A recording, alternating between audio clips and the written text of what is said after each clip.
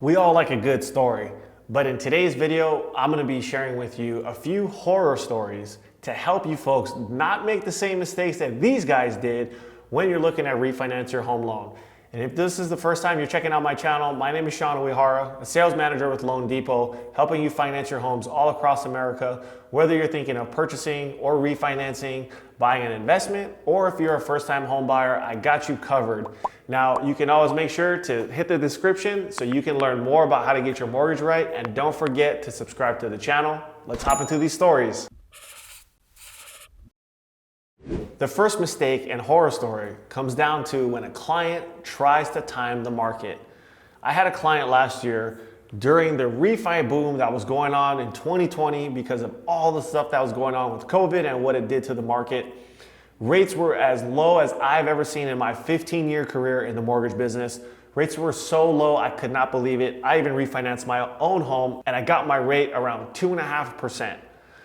There were so many clients that I spoke to that were lowering their rate by more than 1 or 2%. Some guys were even over 2.5%, sometimes 3%, depending on what their original rate was. But there were clients that were literally passing up on a 2.5% interest rate because they felt that they knew better than the economy and that rates were gonna go into the ones. There's so many times that I've talked to clients that they've made this mistake, not refinancing when the opportunity was in front of them. Now, some of these clients were saving $500, $600, $700 a month on their payment, and that's not even including the amount of money that they would save on the interest on the mortgage. Remember, over the 30-year course of the mortgage, you're gonna pay hundreds of thousands of dollars. So even if you could save $500 a month on your mortgage on the monthly payment, you're probably saving tens of thousands of dollars on the back end on the interest. Guys, that's still money at the end of the day. We can definitely be a little more financially responsible by saving tens of thousands of dollars that you could either invest or save that money up for a rainy day. So all of you that have passed on the opportunity thinking that you're gonna get 1%, a lot of them have reached out today, and of course, rates have gone up with everything that's going on with the economy again, and rates are a lot more volatile.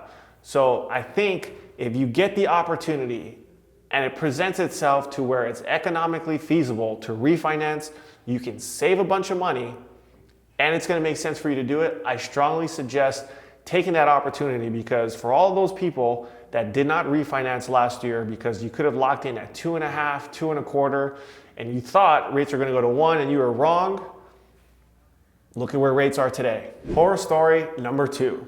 This was a specific client, came to us, he wanted an estimate, we ran some numbers like we always do, and we presented our TCA or our total cost analysis, and we let them decide on what he wanted to do with the refinance.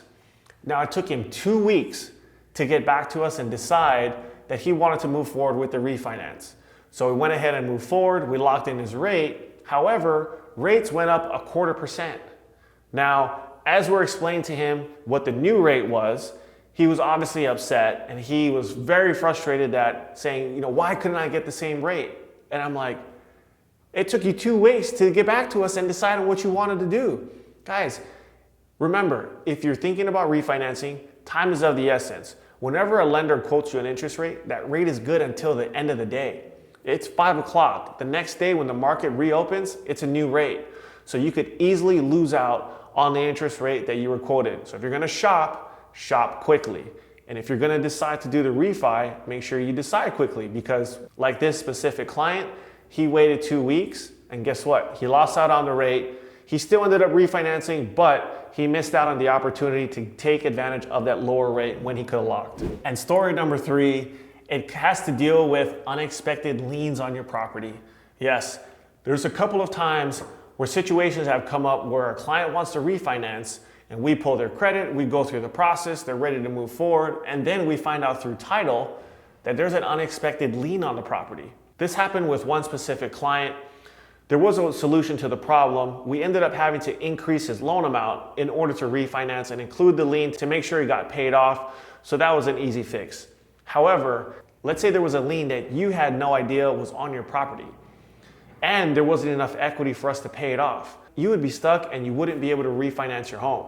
So making sure that there's no liens on your property is super important. Another problem that also came up back in the day with all these solar companies putting solar on everyone's roof was the fact that they would put a lien on the property.